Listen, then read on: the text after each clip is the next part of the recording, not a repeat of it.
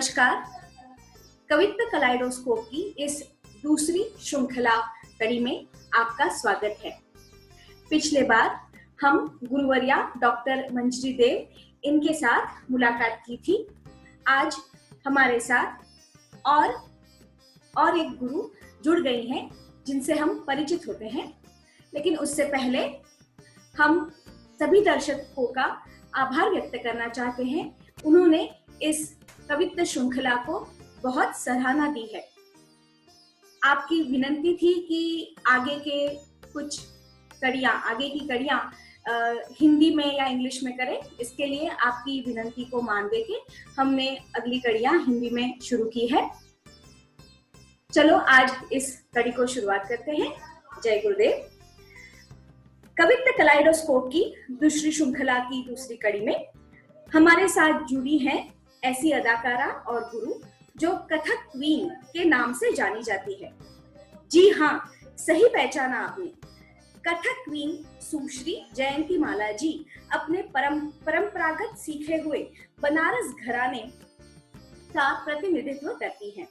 अपनी माता श्री पद्मश्री सितारा देवी और गुरु चौबे महाराज इनसे तालीम पाई हुई जयंती माला जी ने घराने की धरोहर संभाली है और सवारी है।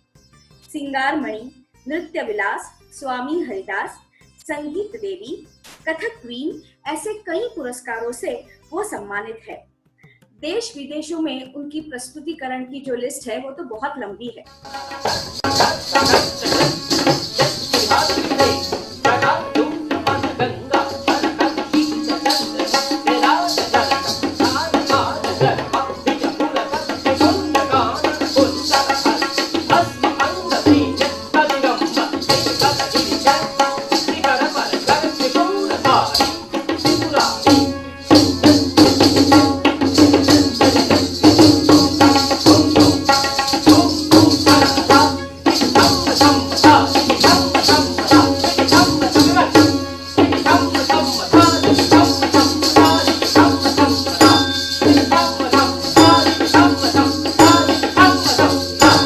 बनारस घराना अपने सुंदर सुंदर कवित्वों से बंदिशों से पहचाना जाता है। कथक जिनका बचपन से एक साथी रहा हो और घरानेदार शिक्षा जिन्होंने पाई हो, उनके कवित्व के बारे में विचार क्या है ये सुनने के लिए हम उत्सुक हैं। चलिए आइए मिलते हैं कथक क्वीन सुश्री जयंती माला जी से। नमस्कार दीदी, आप अनम्यूट कीजिए। जीते रहिए श्रोतागण, नमस्कार। वेलकम दीदी। एक कविता आपके सामने मैं बोलने जा रही हूँ। जरूर।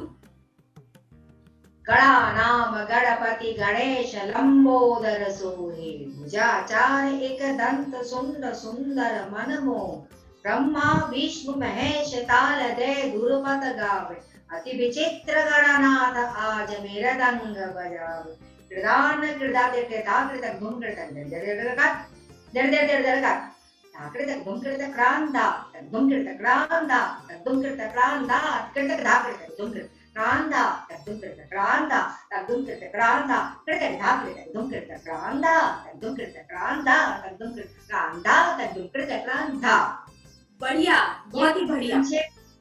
हाँ, ये मैंने संक्षेप रूप में बताया क्योंकि इसका और भी आगे भी बहुत है ये। सच में जी। नमस्कार दीदी।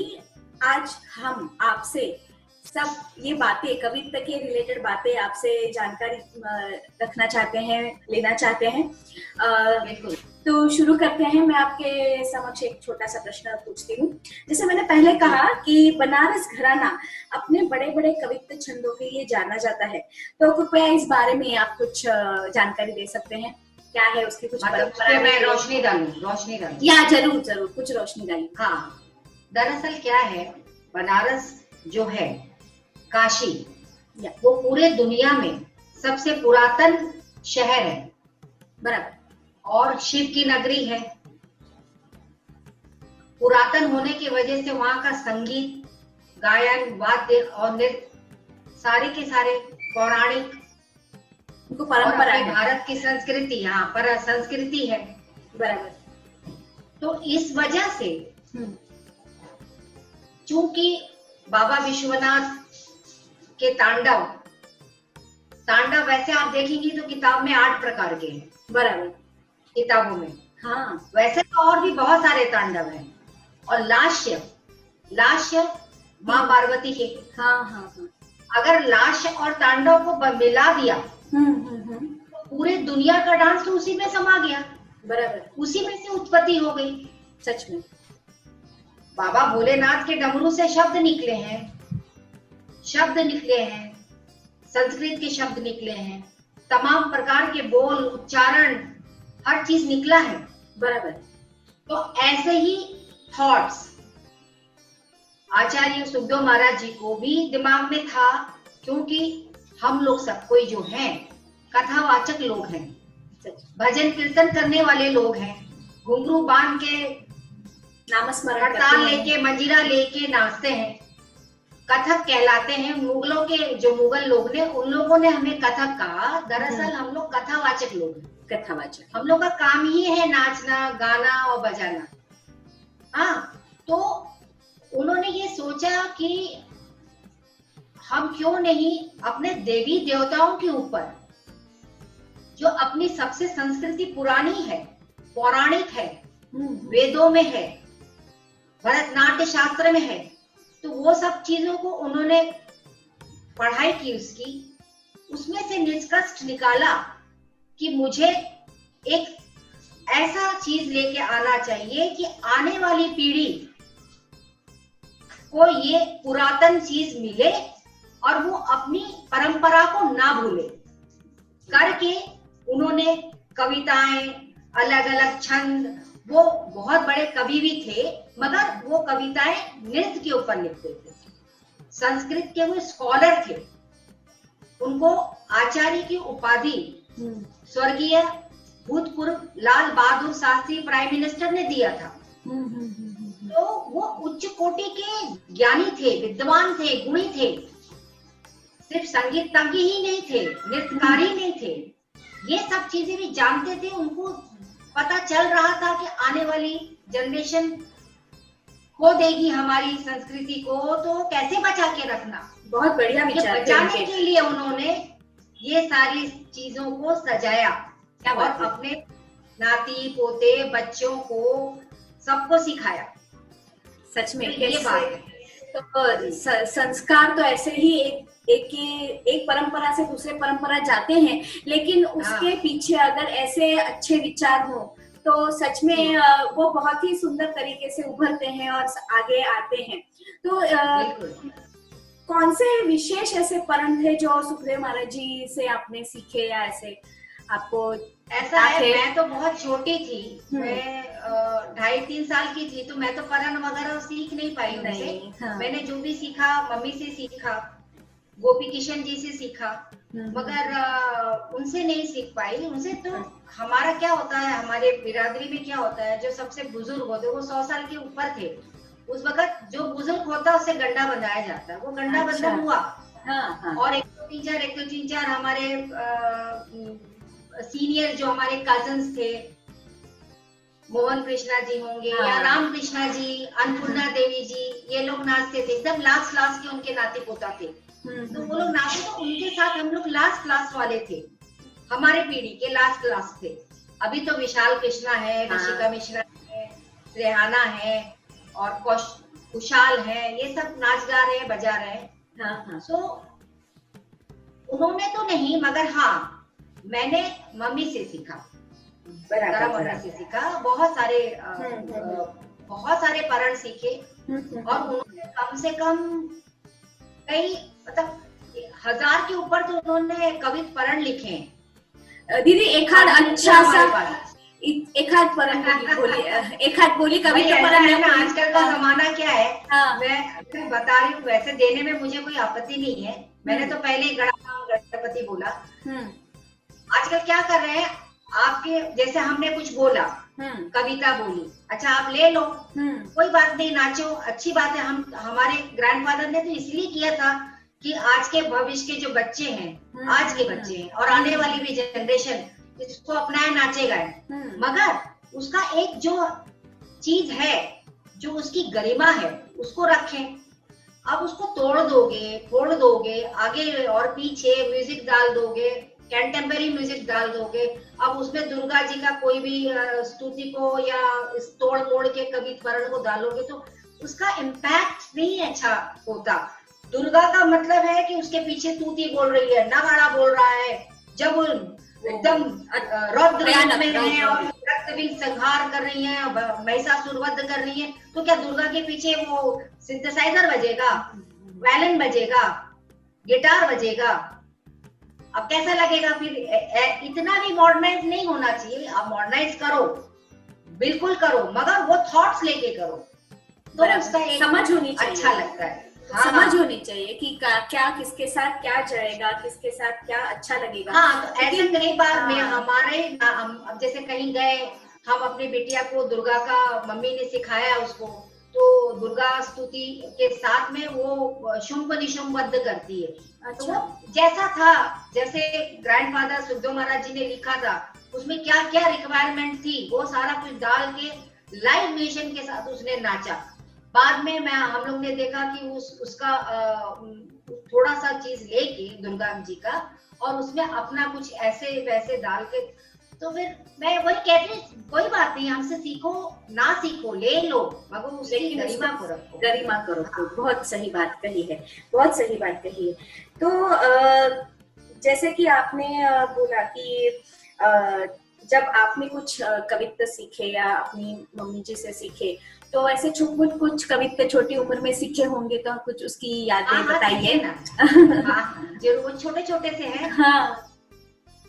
छम छम छम छम छम करते नाचत कंधाई, क्या बात, छोटा सा बच्चा है, तो छम छम छम छम करते नाचत कंधाई, तत थाई तत थाई, तिरकिट धूम किट गेदेगिन चाल ढाल छवि न्यारी, दे दे ताली बारी बारी, तत बाजत पगनु पुर झनकारी, बाजत पगनु पुर झनकारी, बाजत पगनु पुर झनकारी। वाह दीदी, आप तो बिल्कुल छोटे बच्चे जैसी ही लग रही थी। वो बिल्कुल जब करे तो नटखट गाना ही बिल्कुल लग रही थी। क्या बात है, वो मम्मी ने ऐसे ही सिखाया है। मतलब सडनली आप जयंती माला दीदी से नटखट कृष्ण बन गई। क्या सुंदर रूप दिखा मुझे। कृपा है, केपेश्वर की कृपा है, और बड़ों का आदर सत्कार जो गुरुओं को करता है, मन से चाहता है, और अपनी संस्कृति की, भारत की संस्कृति को जो मान सम्मान देता है, तो वो अंदर वो आत्मा वैसी साफ सुथरा हो जाता है, तो वो चेहरे में आ जाता है वालस्य। सच में इतना सुंदर कविता है ये। छोटा सा नटखट सा कृष्ण अपने राधा के साथ खेल रहा है, अपने पैरों के घुंघरू के साथ नाच रहा है। और कुछ यादें हैं क्या आपके, जब दीदी आपको सिखाती थी छोटी उम्र में, तो कुछ आपकी तालीम की यादें? हाँ, वो क्या था कि मम्मी जो थी ना, वो थोड़ी सी अनुशासन में बहुत ज्यादा थी। अभी तो अच्छे गुरु शिष्य पैदा होते हैं दीदी। जी, वो कभी भी ऐसा नहीं फील कराती थी कि नहीं तुम लड़की हो, घर की बेटी हो, तो तुम्हें अलग तरीके से सिखाया जाएगा और शिष्यों को अलग तरीके से सिखाया जाएगा। ये बहुत ही सबके लिए। हेलो, सुनाई दे रहा है ना दीदी? वो कब? हाँ, सुनाई दे रहा है मेरी आवाज? हाँ, सुनाई दे रहा। हाँ, तो वही मैं बोल रही थी कि ये जो बात आपने बोली है कि आपको भी दूसरे शिष्यों के जैसे ही ट्रीट करना, ये आज के जमाने में बहुत बड़ी सीख है। मैं चाहती हूँ ये सब लोग ध्यान दें, क्योंकि कभी कभी ऐसे होता है कि हम देखते हैं कि मेरी बेटी है, मेरे तो आगे बढ़ाया जाता है, बट ऐसी चीजें सच में आगे बोलिए आप। बिल्कुल नहीं, वो तो बिल्कुल ऐसा नहीं करती थी।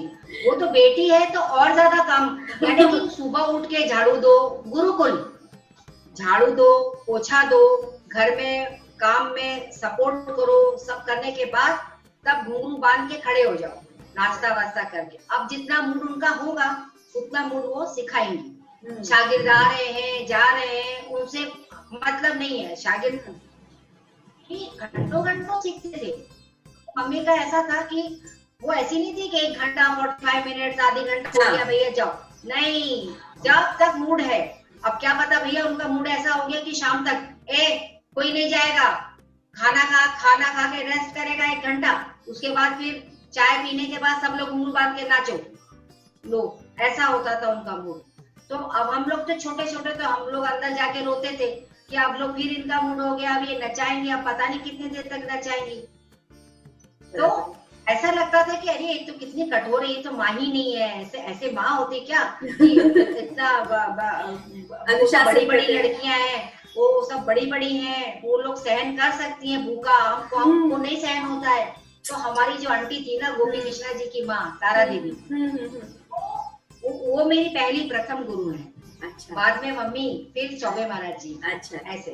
हाँ, हाँ। तो वो बोलती थी अरे कोई बात नहीं, तेरा पैर दुख रहा है, मैं तेरे दबा देती हूँ। हाँ, तो ऐसे करके और लाड प्यार करके, ये मलाई तेरे लिए छुपा के रखा है, खा ले, इसमें चीनी भी डाला है, खा ले, ऐसे करके खिला पिला के मुझे तैयार करके।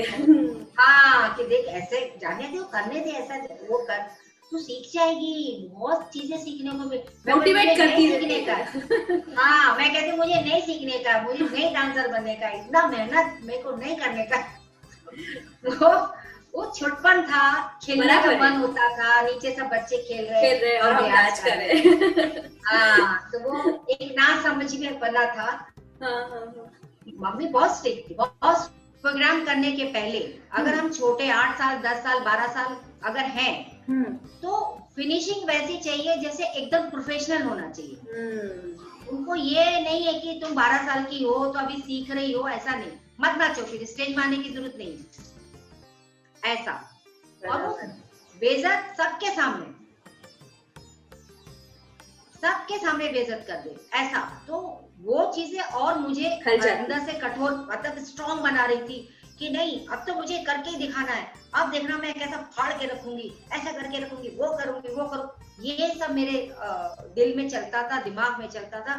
और ईश्वर की ऐसी कृपा होती थी कि कोई भी ऐसा प्रोग्राम नहीं हुआ मेरा कि जिसमें कि कर्टन कॉल नहीं मिले।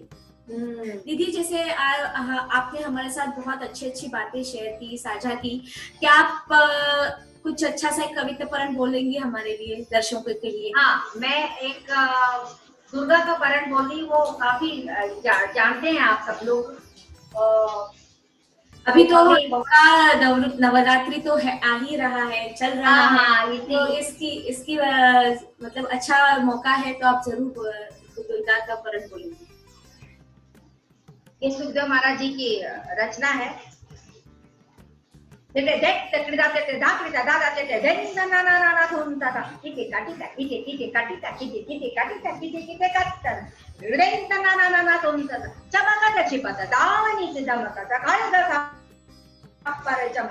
दुर्गे दुर्गतनाशिनी दुर असुर दल बल तुम विषम दानव मार काल ताली तो धीरे धीरे तो जाके लगे उतर गान गावे ताल दे दे दे मृदंग तक धीरे तक धीरे ताड़ी तक तक ताली के विरान दे तेदान दे तेदान दे तक ताली के विरान दे तेदान दे तेदान तक ताली के विरान दे तेदान दे तेदान दे तेदान। वाह वाह, क्या बात है, क्या बात है दीदी, जबरदस्त। संक्षेप में बताया है। हाँ, ये बहुत बड़ा है, ये बहुत बड़ा है, क्योंकि इसके पहले क्या है, मम्मी ने इसका कंपोज किया था कि शुंभ निशुंभ का अत्याचार बहुत बढ़ जाता है, तो सारे के सारे देवता गण लोग ये प्रण करते हैं कि ये तो ऐसे नर और हम लोग से मर नहीं सकता, तो नारी से ये मर सकता है, इसका वरदान नहीं है। तो सब लोग देवी देवता मिलके एक नारी की उत्पत्ति करते हैं, अपना अपना जो भी उनकी शक्तियां हैं वो सब देते हैं, अपना अपना अस्त्र शस्त्र, पास में औजार होता है, शस्त्र होता है, वो सब उनको दे देते हैं, और वो दुर्गा आ जाती है, प्रकट होती है। जब दुर्गा इतनी शक्तिशाली बन जाती है, तो वो एक प्लान करती है, जंगल में वो अकेले विचरण कर रही होती है। तो ये दोनों दानव उनको देख के मोहित हो जाते हैं, तो मोहित होते हैं तो कहते हैं कि भाई आओ दुर्गा, भाई तुम्हारा नाम क्या है? दुर्गा तो नहीं बोलती नाम क्या है, तो बताती है अपना नाम, हम बताती है, तो बोलती है कि भाई हम दोनों इतने वीर हैं। बोला आपकी वीरा मैं जानती हूँ, तो बोलते ठीक है, हमारे लोग इतने अच्छे दिख रहे हैं तो दोनों में से किसी से विवाह कर लो। बोलते हाँ मैं कर लूंगी विवाह, विवाह करने में क्या है, मगर मेरा एक शर्त है। वो बोलते क्या शर्त है, नारी का भी कोई शर्त होता है क्या? बोले हाँ, मैं ऐसी नारी थोड़ी हूँ, तो शर्त है मेरा। बोला चल बताइए। तो बताती है कि जो मुझे युद्ध में हरा देगा मैं उसी से विवाह करूंगी। तो दोनों हंसते हैं, बोले ये क्या, ये पागल हो गई है क्या? जिसने इंद्र को जीत लिया, पूरे देवी देवता को जीत के बैठा हुआ है, ये नारी बोलती कि इसको हराने से तो ये शादी करेगी। तो बोलते हटाओ, जाने दो, टाइम वेस्ट हो रहा है, हटो निकलो। तो छोटा भाई बोलता है तुम पागल हो, इतनी सुंदर औरत है पूरे दुनिया में, ऊपर उस जगत में ऊपर से लेके नीचे तक पाताल तक कोई इतनी सुंदर नहीं है। हाँ, तो तुम ऐसे औरत को कर रहे क्या, ये तो हारी जाएगी, पक्की सी बात है हम लोग से हार जाएगी। चलो हाँ बोल देते, मान जाता है शुम, और दोनों जन युद्ध के लिए तैयार। तो सब पहले निशुम को भेजता है, निशुम मारा जाता है, निशुम फिर बहुत सारे लोगों को भेजते हैं लोग, उसमें है ये दुर्गा सप्तशती है ना किताब, बराबर। हाँ, तो उससे सारा कुछ लेके, मैंने आपको पहले कहा कि सुखदेव महाराज जी सारे पौराणिक कथाओं को लेके बनाए हैं सब कुछ, करके उसमें बोल जो होते थे, कवि परण जो होते थे, वो सारे कुछ होते थे, उनके ड्रामा होते, छोटे छोटे नृत्य नाटिकाएं जो कि आधी घंटा में खत्म हो जाए, और एक आप ही कर सके, या 10 के साथ करो या एक के साथ करो, कर सकते हो। ऐसा ऐसा उन्होंने रचना किया, बहुत सारे मेरे पास तो कम से कम पोथी की पोथी भरी पड़ी हुई है। भाई कुछ सीखने वाला हो तो मैं तो सिखा दूं, मुझे तो कुछ अरे वाह क्या बात है, हाँ मैं तो सिखा दूं। तो ऐसा करके फिर इसके बाद ये तोड़ा होता है। हाँ मैं सच कहूँ आज भी हाहाकार मचता है।